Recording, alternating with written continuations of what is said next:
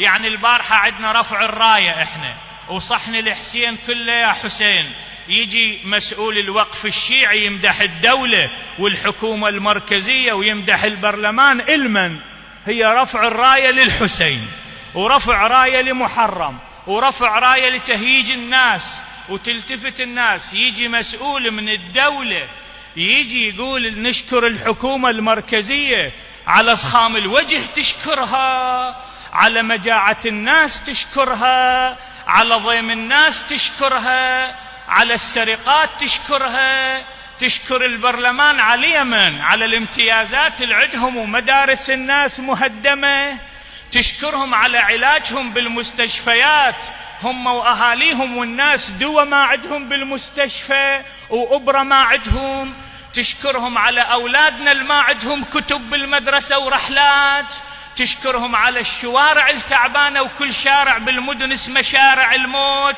على منو تشكر؟ بس الحادي ما بيصوج صوج المشى وياه.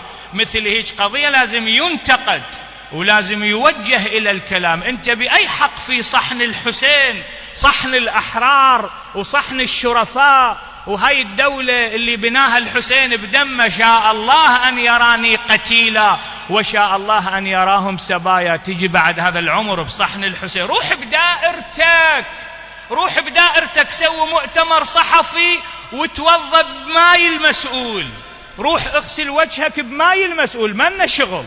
روح بباب المسؤول اعبد، روح سوي المسؤول إله، مالنا شغل. بس تجي بصحن الحسين تمدح المسؤول. وجزاهم الله خير الزائرين، جزاهم الله خير الزوار والجمهور. شفتوا شلون هبة وهبة؟